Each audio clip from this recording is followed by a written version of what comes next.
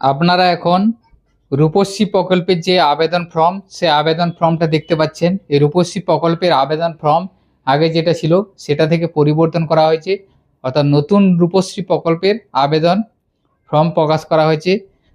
তো আপনারা যারা রূপশ্রীর জন্য আবেদন করবেন, তো নতুন ফর্মে আপনাদেরকে আবেদন করতে হবে। ফর্মে অনেক কিছু চেঞ্জ করা হয়েছে।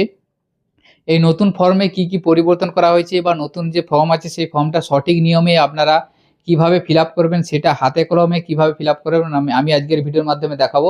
আপনারা ভিডিওটা স্কিপ না করে সম্পূর্ণ দেখবেন এবং আমাদের সাথে থাকবেন। আপনারা এখন সিনে দেখতে পাচ্ছেন, এটা হচ্ছে রূপশ্রী প্রকল্পের নতুন অ্যাপ্লিকেশন ফর্ম।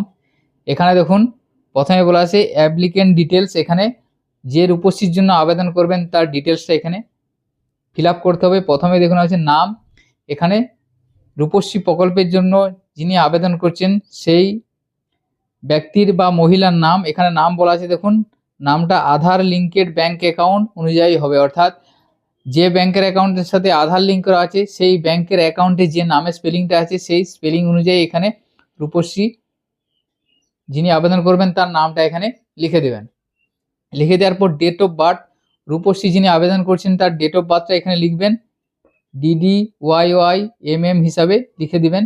লিখে দেওয়ার পর এখানে প্রপোজ ডেট অফ ম্যারেজ, অর্থাৎ প্রস্তাবিত বিবাহ, অর্থাৎ যে তারিখে বিবাহের ডেট করা হয়েছে সেই তারিখটা DDMMYY হিসাবে লিখে দিবেন। লিখে দেওয়ার পর এখানে দেখুন একটা ছবি পেস্ট করতে হবে। এটা পাত্রী অর্থাৎ যিনি আবেদনকারী তার একটা কালার পাসপোর্ট ছবি রঙিন এখানে লাগাতে হবে। এরপর দেখুন এখানে আছে অ্যাড্রেস। অ্যাড্রেসে কি বলা আছে, প্রস্তাবিত বিবাহ অনুষ্ঠানের ঠিকানা, যে ঠিকানাতে হবে সেই ঠিকানাটা এখানে লিখতে হবে, অর্থাৎ এটা আবেদনকারীর অ্যাড্রেস নয়, এটা হচ্ছে বিবাহের অনুষ্ঠানটা যে ঠিকানায় হবে সেই ঠিকানাটা এখানে আপনাকে লিখতে হবে। হাউস নাম্বার থেকে থাকলে লিখবেন, জিপি বা ওয়ার্ড এখানে গ্রাম পঞ্চায়েতের নামটা লিখবেন, অর্থাৎ বিবাহটা যে গ্রাম পঞ্চায়েত হচ্ছে সেই গ্রাম পঞ্চায়েতের নামটা লিখে দেবেন। লিখে দেওয়ার পর রাস্তা, এখানে রাস্তার নাম লিখবেন এবং এখানে ব্লক বা মিউনিসিপ্যালিটি, এখানে ব্লক বা মিউনিসিপ্যালিটির নামটা এখানে লিখে দেবেন। এরপর দেখুন এখানে আছে পুলিশ স্টেশন, এখানে পুলিশ স্টেশনের নামটা লিখে দেবেন এবং এখান থেকে ডিস্ট্রিক্টের নামটা আপনাদেরকে লিখতে হবে।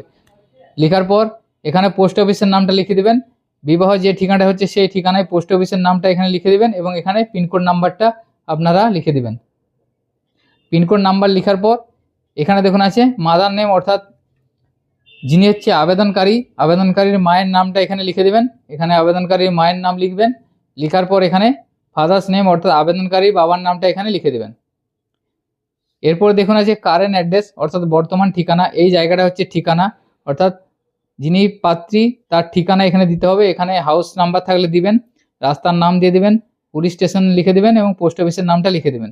এদিকটা আছে দেখুন পার্মানেন্ট অ্যাড্রেস, স্থায়ী ঠিকানা, অর্থাৎ এটা হচ্ছে বর্তমান ঠিকানা, যে ঠিকানায় বসবাস করে সেই ঠিকানাটা এখানে লিখবেন এবং যেটা হচ্ছে স্থায়ী ঠিকানা সেটা এখানে লিখে দেবেন। বাড়ির নাম্বার, রাস্তার নাম, police station, post office same একইভাবে এখানে গ্রাম পঞ্চায়েতের নাম লিখবেন, ব্লকের নাম, জেলা, স্টেট ওয়েস্ট বেঙ্গল করবেন, পিনকোড নাম্বারটা লিখে দেবেন এবং এদিকেও ডান দিকে স্থায়ী ঠিকানা হিসেবে গ্রাম পঞ্চায়েতের নাম, ব্লক, জেলা, ওয়েস্ট বেঙ্গল লিখবেন, স্টেট, এখানে পিনকোড নাম্বারটা এখানে লিখে দেবেন। লিখে দেওয়ার পর এখানে দেখুন যোগাযোগের মোবাইল নাম্বার, এখানে আবেদনকারীর একটা মোবাইল নাম্বার লিখতে হবে, এখানে মোবাইল নাম্বারটা লিখে দেবেন। লিখে দেওয়ার পর এখানে বলা আছে দেখুন চূড়ান্ত ভোটার তালিকায় আবেদনকারীর নাম পাওয়া গেলে আবেদনকারীর ডিটেলস, অর্থাৎ ওই আবেদনকারীর যদি চূড়ান্ত ভোটার তালিকায় নাম পাওয়া যায় তার ডিটেলসটা এখানে দিতে হবে। আবেদনকারীর এপিক নাম্বার, অর্থাৎ আবেদনকারী তার ভোটার কার্ড নাম্বারটা এখানে লিখে দিতে হবে। লিখে দেওয়ার পর এখানে দেখুন এসি নাম্বার, অর্থাৎ ওই বিধানসভা ক্ষেত্রের নাম্বারটা এখানে লিখে দেবেন, সেটা আপনারা বা ভোটার যে ইসিআই নেট অ্যাপ্লিকেশনে পেয়ে যাবেন এবং পার্ট নাম্বার, সিরিয়াল নাম্বারটা লিখে দেবেন। ওই ভোটার কার্ডে পার্ট নাম্বার এবং সিরিয়াল নাম্বারটা এখানে লিখবেন, এসি নাম্বারটা এখানে লিখে দেবেন। আবেদনকারী এটা ফিল করতে হবে। এরপর নিচে বলা আছে দেখুন চূড়ান্ত ভোটার তালিকায় আবেদনকারীর নাম না পাওয়া গেলে পরিবারের যোগসূত্র স্থাপিত হলে পিতা, মাতা, ভাই, বোনের ভোটার বিবরণ, অর্থাৎ যিনি আবেদন করছেন তার যদি ভোটার তালিকায় নাম না থাকে সেক্ষেত্রে তার পরিবারের বাবা, মা, ভাই বা বোন যে কোনো একজনকার ডিটেলস এখানে দিতে হবে। যার ডিটেলসটা দিবেন তার ভোটার কার্ড নাম্বারটা এখানে লিখবেন, AC number, part number, serial নাম্বারটা লিখে দেবেন। যদি আবেদনকারী ডিটেলসটা না থেকে থাকে বা আবেদনকারীর নাম ভোটার তালিকায় না থাকে তাহলে এই জায়গাটা আপনারা ফিল করবেন। যদি আবেদনকারী ভোটার তালিকায় নাম থেকে থাকে প্রথমে দিয়ে দেবেন, এই জায়গাটা ফাঁকা থাকবে। এরপর দেখুন এখানে বলা আছে ভোটার তালিকায় অন্তর্ভুক্তির জন্য নতুনভাবে আবেদন করে থাকলে অ্যাকনোলেজমেন্ট নাম্বারটি লিখুন, অর্থাৎ যিনি হচ্ছে আবেদনকারী তার যদি ভোটার তালিকায় নাম না থাকে বা ভোটার কার্ড নাম্বার না থাকে তাহলে এই জায়গাটা ফাঁকা থাকবে, এবং এখানটাতে পরিবারের ক্ষেত্রেও ফাঁকা রাখবে। যদি সে আবেদনকারী ভোটার কার্ডের জন্য আবেদন করে থাকে তাহলে এখানে অ্যাকনলেজমেন্ট নাম্বারটা লিখে দেবেন, যে নাম্বারটা আবেদন করার পর পেয়েছিলেন। এরপর বলা আছে দেখুন, আবেদনকারী ট্রাইব্যুনালে আবেদন করেছেন কিনা, বিষয়টি বর্তমানে বিচারাধীন কিনা, হ্যাঁ বা না করবেন। যদি ধরুন আবেদনকারী ভোটার এসআইআর এর নাম বাদ হয়ে গেছে, ট্রাইব্যুনালে অ্যাপিল করেছে, তাহলে এখানে ইয়েস বা হ্যাঁতে টিক দিতে হবে, না হলে না করে দেবেন যদি ট্রাইব্যুনালের সিস্টেম না থাকে। এইভাবে এই জায়গাটা নতুন অ্যাড করা হয়েছে, এই জায়গাটা ফিল আপ করবেন। এরপরে দেখুন ব্যাংকের বিবরণ, এখানে আবেদনকারীর ব্যাংকের বিবরণ, যে ব্যাংকের অ্যাকাউন্টে 25,000 টাকা ক্রেডিট হবে সেই ব্যাংকের ডিটেলসটা এখানে দিতে হবে। অ্যাকাউন্ট নাম্বারটা এখানে লিখে দিবেন, আইএফএসসি কোড লিখবেন, এমআইসিআর নাম্বার লিখবেন। এটা সব ব্যাংকের অ্যাকাউন্টে বা ব্যাংকের পাসবইয়ে পেয়ে যাবেন। এরপরে ব্যাংকের নাম, SBI, bank of India, Punjab, এভাবে ব্যাংকের নাম লিখবেন। ব্রাঞ্চের নাম অর্থাৎ শাখার নামটা লিখে দেবেন। ব্রাঞ্চের অ্যাড্রেস অর্থাৎ ব্যাংকটা কোন অ্যাড্রেসে আছে সেই অ্যাড্রেসটা এখানে লিখে দিতে হবে।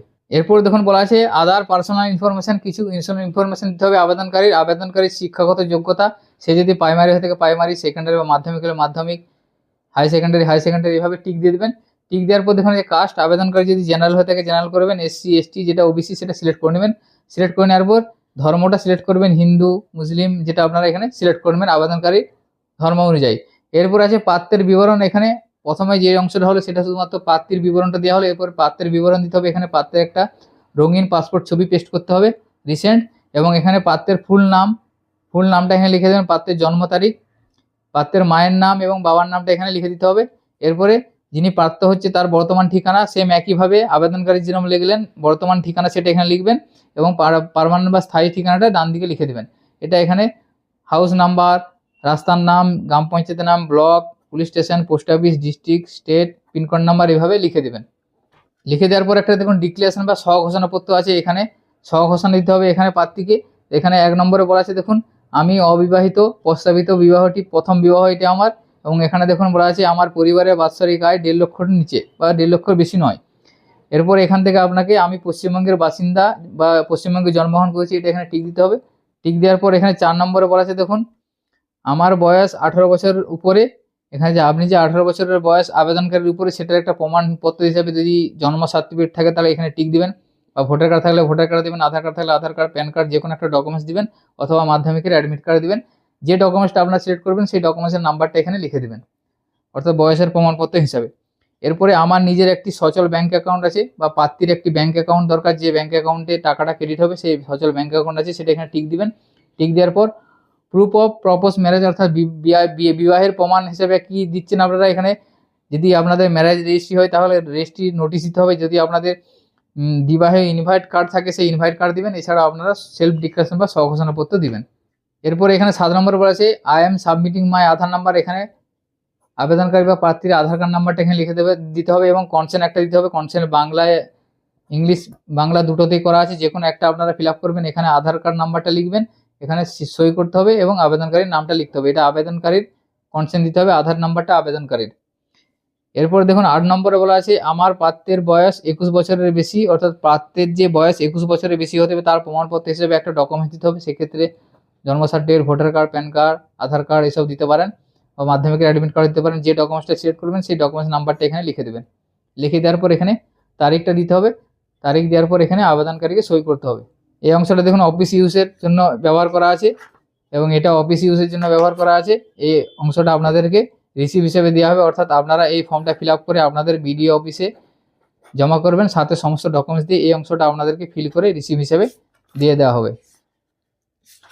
তো আপনাদের এর ক্ষেত্রে কী কী ডকুমেন্টস লাগছে, এখানে আপনারা অ্যাপ্লিকেশন ফর্মের সাথে Aadhaar card, voter card, PAN card, জন্ম সার্টিফিকেট থাকলে জন্ম সার্টিফিকেট, মাধ্যমিক অ্যাডমিট কার্ড এবং ব্যাংকের অ্যাকাউন্টের জেরক্স এবং ইনকাম সার্টিফিকেট এবং স্থায়ী বাসিন্দা সার্টিফিকেট দিবেন, এবং আপনি যে অবিবাহিত বা আনম্যারিড সার্টিফিকেট সেই আনম্যারিড সার্টিফিকেট এটার সাথে দিতে হবে। সেই আনম্যারিড সার্টিফিকেট আপনারা অনলাইনের মাধ্যমে অ্যাপ্লাই করতে পারবেন। অনলাইনে কীভাবে অ্যাপ্লাই করবেন সেটা অলরেডি আমাদের ভিডিও দেওয়া আছে, সেখান থেকে আপনারা দেখে নিতে পারবেন। এবং প্রার্থীর আধার কার্ড, ভোটার কার্ড ডিটেলস এবং প্রার্থী এবং প্রার্থী দুজনকার ছবি এখানে পেস্ট করতে হবে। এটা আপনারা আপনাদের ব্লক অফিস বা বিডিও অফিসে গিয়ে জমা করবেন। জমা করার পর আপনাদের অ্যাপ্লিকেশনটা পোর্টালে এন্ট্রি হওয়ার পর আপনাদের কাছে একটা অ্যাপ্লিকেশন আইডি পড়বে।